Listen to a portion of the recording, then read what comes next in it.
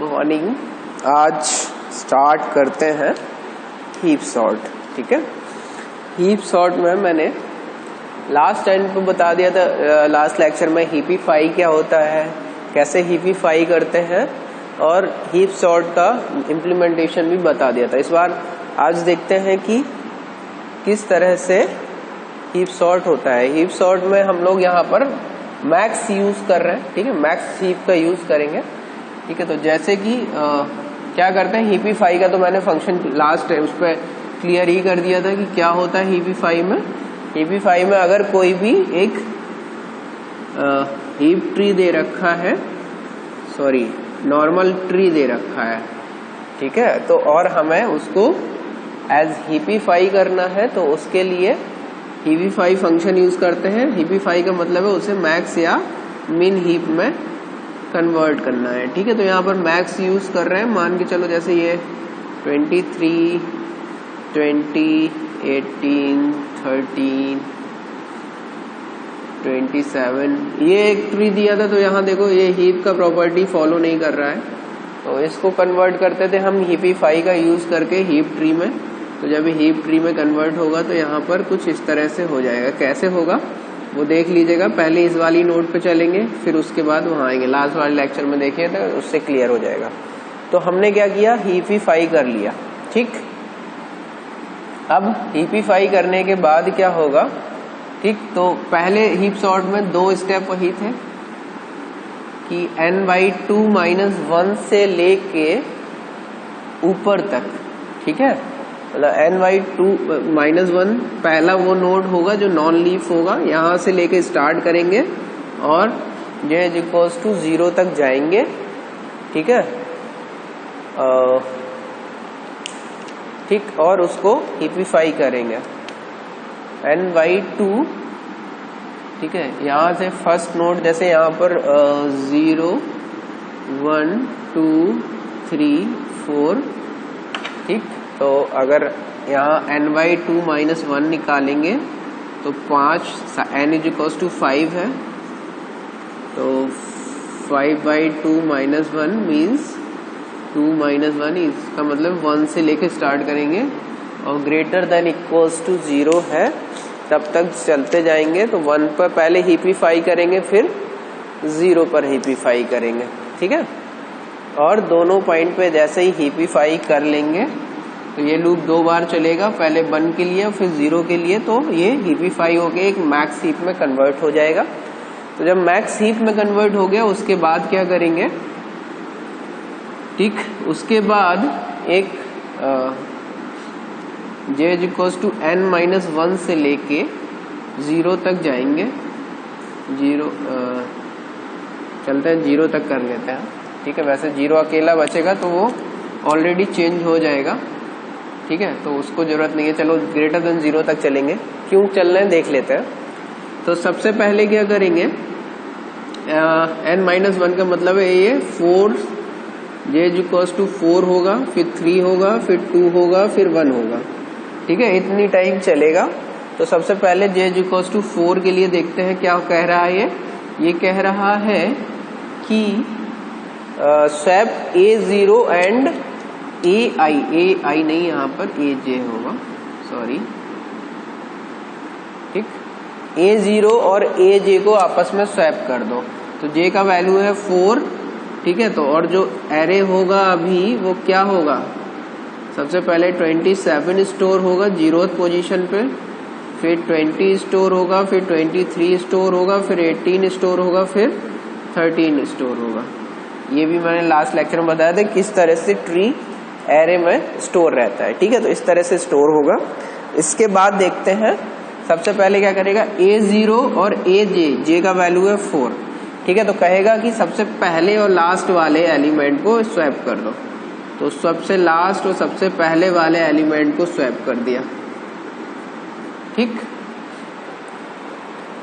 Swap कर दिया। अब स्वैप करने के बाद, ठीक, ये कह रहा है स्वैप कर दो, और स्वैप करने के बाद क्या करो, यहाँ पर जो एक और चीज तो हम लोगों को करनी पड़ेगी, फिर से इस पॉइंट पे हीपीफाई करेगा। ठीक है, फिर से इस पॉइंट पे हीपिफाई करेगा, लेकिन जो एक n वैल्यू है उसको n-1 करना पड़ेगा। मतलब इसका जो हीप साइज है, देखो जैसे ही फर्स्ट और लास्ट एलिमेंट को स्वैप करोगे तो एरे में भी स्वैप हो जाएगा।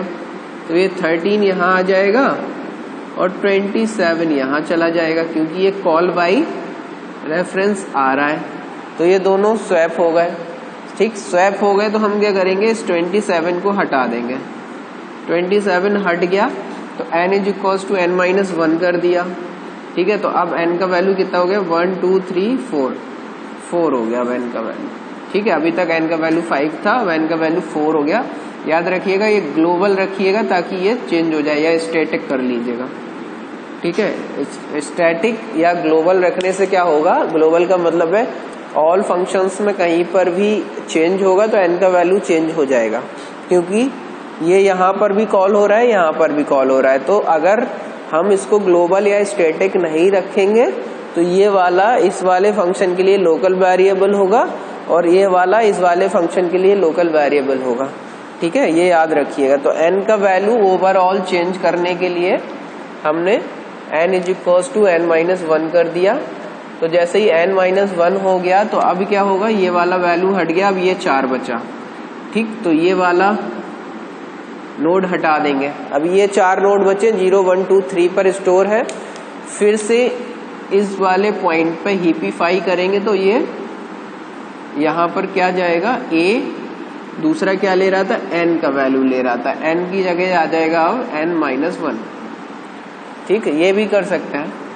ठीक है, या n-1 की, अब तो n = n-1 कर दिया। अब a n 0 पे फिर से कॉल करोगे तो इस बार देखो एरे वही जाएगा, n का वैल्यू अब इस बार जाएगा 4। ठीक है, और i का वैल्यू 0 है, मींस इस वाले पॉइंट पे फिर से हीपिफाई होगा। और जब हीपिफाई होगा तो क्या होगा, सबसे पहले ये अपने लेफ्ट और राइट दोनों से देखेगा। सब मैक्स हीप है तो क्या करोगे, इसको मैक्स असाइन कर दोगे, तो मैक्स = 1 हो गया। अब इसका लेफ्ट चाइल्ड हो जाएगा 1, ये वाला लेफ्ट चाइल्ड हो जाएगा और ये वाला राइट चाइल्ड हो जाएगा। ठीक है, left child = 2i + 1, right child = 2i + 2। i का वैल्यू यहाँ 0 है तो ये वाला आ जाएगा। इसके बाद मैक्स में i रख देंगे, जैसे कि लास्ट लेक्चर में कर रहे थे। सबसे पहले चेक करेंगे कि जो लेफ्ट चाइल्ड है n से छोटा है, n का वैल्यू यहाँ 4 है तो लेफ्ट चाइल्ड का वैल्यू n से छोटा है, LC 1 है और RC 2 है। ठीक है, और ये वैल्यू इससे बड़ी है मैक्स से, तो अब मैक्स में कौन सी वैल्यू आ जाएगी, ये वाली। ठीक है, तो मैक्स का वैल्यू 0 था, अब मैक्स का वैल्यू क्या हो गया, 1। ठीक, फिर इसके बाद क्या करेंगे, इसको इससे कंपेयर कराएंगे राइट चाइल्ड से, तो ये 23 से छोटा है तो इस बार क्या होगा, मैक्स का वैल्यू हट के ये वाला आ जाएगा। ठीक, अब इसके बाद क्या होगा, ठीक, इसके बाद कहता है इफ मैक्स ≠ i का वैल्यू यहाँ पर क्या है, ये जो i है इसका वैल्यू है अभी 0। ठीक, तो i का वैल्यू है 0 और मैक्स का वैल्यू है 2, तो 2i है नहीं, तो जब 2i नहीं है तो क्या हो जाएगा, ये स्वैप हो जाएगा। तो यहाँ पर 23 आ जाएगा और यहाँ 20 आ जाएगा। और इसके बाद फिर से हीपिफाई चलेगा, a का वैल्यू a रहेगा, n चेंज हो गया तो ग्लोबली तो 4 आएगा और मैक्स में इस बार मैक्स में कौन सा वैल्यू था, 2। इससे ये फिर से कॉल होगा, बट इसका लेफ्ट और राइट चाइल्ड एग्जिस्ट करेगा नहीं, तो हर बार ये वाली कंडीशन फॉल्स हो जाएगी। फॉल्स हो जाएगी तो हम क्या होगा, मैक्स में i ही रह जाएगा। ठीक है, i रह जाएगा तो स्वैप भी नहीं होगा और ये दोबारा कॉल नहीं होगा, एंड हो जाएगा। ठीक है, ठीक, देखो ये 2 हुआ, जब ये कॉल होगा तो यहाँ पर फिर से जाएगा, तो n का वैल्यू 4 जाएगा, i का वैल्यू इस बार 2 जाएगा, लेफ्ट चाइल्ड आ जाएगा 5, राइट चाइल्ड आ जाएगा 6 और मैक्स में क्या वैल्यू हो जाएगी, मैक्स की वैल्यू हो जाएगी 2, i का वैल्यू 2 गया है। ठीक है, फिर देख कह रहा है LC n है क्या, LC में 5 है, n में 4 है, तो ये कंडीशन फॉल्स, यहाँ नहीं आएगा। फिर कह रहा है क्या RC भी n है क्या, RC में 6 है, n है, नहीं है तो ये भी नहीं चलेगा। इसके बाद ये आएगा मैक्स ≠ i, मैक्स में भी 2 है, i में भी 2 है, तो ये कंडीशन भी फॉल्स है, तो यहाँ भी नहीं आएगा। तो ये फंक्शन एंड हो जाएगा। इसका मतलब है हीपीफाई हो चुका है। ठीक है, तो हीपीफाई हो गया तो ये वाला फंक्शन कंप्लीट कॉल हो गया, यहाँ रिटर्न आ जाएगा। जैसे ही रिटर्न आएगा तो फिर से जे की वैल्यू माइनस माइनस होगी, तो जे की वैल्यू अब 4 थी, अब जे की वैल्यू आ गई 3। ठीक है, जे की वैल्यू 3 आ गई। फिर क्या करेगा, स्वैप A0 और A3 को स्वैप कर दो कह रहा है, तो A0 और A3 को स्वैप कर दिया, तो यहाँ 20 आ गया और यहाँ 23 आ गया। ठीक है, तो देखो यहाँ 23 आ गया, सॉरी, ये जब हीपीफाई हुआ तो हीपीफाई होने के बाद यहाँ पर 23 था, यहाँ 20 था और यहाँ 13 था, सॉरी, यहाँ 23 था, यहाँ 13 था, इस तरह से था ना। तो 23, 20, 13, 18 इस तरह से हो गया होगा। ठीक है, तो फिर से जे का वैल्यू 3 आया और कह रहा है J0 और J3 को आपस में इंटरचेंज कर दो। एक मिनट, सबसे पहले 23 स्टोर होगा, फिर 20 स्टोर होगा, फिर इसका राइट चाइल्ड स्टोर होगा, फिर इसका लेफ्ट चाइल्ड स्टोर होगा, ये था।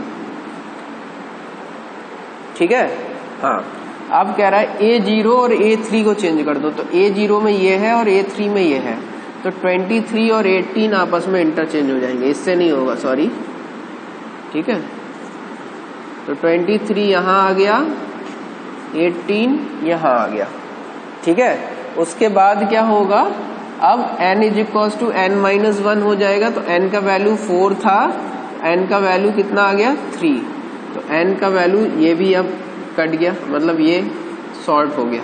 ठीक है, अब इसके बाद फिर से हीपीफाई कॉल होगा a, n और 0, n में 3 है तो इस बार फिर से a 3 और 0 पे कॉल होगा, फिर वही पूरी प्रोसेस होगी, left child right child comparison होगा और हीपीफाई होके जो मैक्स है वो ऊपर पहुंच जाएगा, बाकी ये हो जाएगा। मैक्स का वैल्यू ये वाला नोड हो जाएगी, फिर से इस वाले पॉइंट पे मैक्स चलेगा तो लेफ्ट और राइट चाइल्ड है नहीं, तो प्रोसेस एंड हो जाएगा।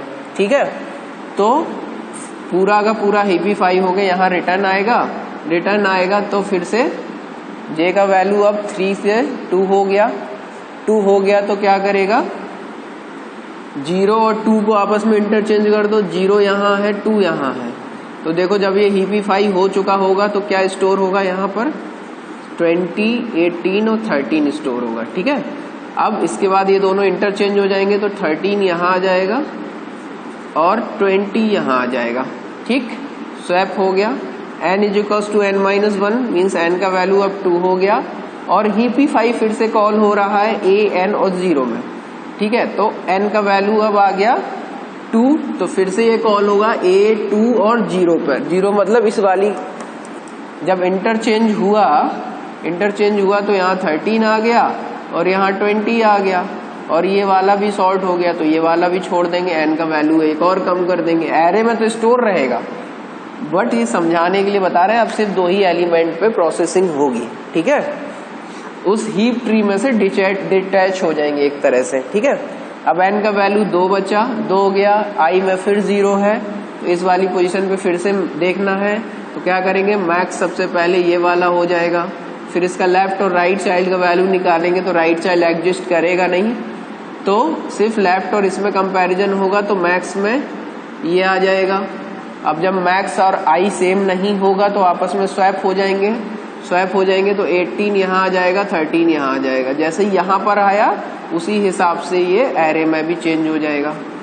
ठीक है, और हीपीफाई कंप्लीट हो जाएगा। कंप्लीट हो गया तो फिर से जे का वैल्यू एक और कम होगा, तो जे का वैल्यू 1 हो गया। ठीक, 1 हो गया तो क्या होगा, A0 और A1 को आपस में स्वैप कर दो, तो 13 यहाँ आ जाएगा, 18 यहाँ आ जाएगा। ये चीज यहाँ पर भी हो जाएगी, 13 और 18 एरे में भी स्वैप हो जाएंगे। ठीक, अब n का वैल्यू 1 कम हो जाएगा, n इज इक्वल्स टू 1 हो गया। ठीक है, और a 1 और 0 फिर से कॉल हुआ।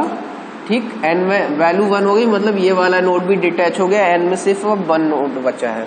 ठीक है, फिर से हीपीफाई कॉल होगा, तो ना तो इसका लेफ्ट है ना राइट है, ऑलरेडी ये हीपीफाई फॉर्म में है।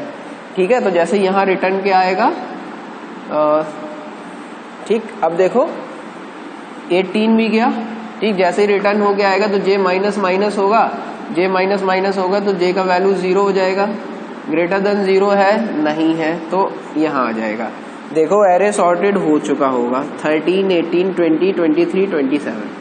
ठीक है, तो इस तरह से एरे सॉर्टेड हो चुका है। तो क्या होगा, हीपीफाई होगा, सबसे बड़ा फंक्शन ऊपर जाएगा, सबसे बड़ी वैल्यू वो लास्ट वाले से स्वैप होगी, स्वैप होने के बाद उसको हटा देंगे, बाकी बचे हुए में हीपीफाई लगाएंगे, तो फिर से जो सबसे बड़ी वैल्यू होगी वो रूट पे जाएगी। ठीक है, तो फिर से लास्ट में उसको स्वैप कराएंगे लास्ट वाले से, फिर उसको डिटैच कर देंगे, बचे हुए को फिर से हीपीफाई करेंगे तो सबसे बड़ी वैल्यू सबसे पहले पोजीशन पे आ जाएगी, फिर से लास्ट वाले स्वैप करके उसको हटा देंगे, तो सबसे बड़ी वैल्यू फाइंड करते जाएंगे और उसको वहां से डिटैच करते जाएंगे। तो इस तरह से ये पूरा चलता है। ठीक है, अब इसका कॉम्प्लेक्सिटी है, तो देखो ये हीपीफाई में मैक्सिमम कितना लेंथ कवर करना पड़ेगा, log ऑफ n, इतना हाइट का, जितनी उसकी हाइट होगी उतना फंक्शन कवर करना पड़ेगा। तो हीपीफाई के लिए टाइम कॉम्प्लेक्सिटी होती है ऑर्डर ऑफ log n। ठीक है, स्पेस कॉम्प्लेक्सिटी अगर इस हीपीफाई फंक्शन के लिए पूछी जाए तो कोई एक्स्ट्रा एरे तो यूज कर नहीं रहे हैं, इसलिए अगर इसका वो स्पेस कॉम्प्लेक्सिटी पूछा जाएगा तो ऑर्डर ऑफ 1 आएगा। हीप सॉर्ट यहाँ पर कोई एक्स्ट्रा स्पेस यूज नहीं कर रहे हैं तो ऑर्डर ऑफ 1 आएगा।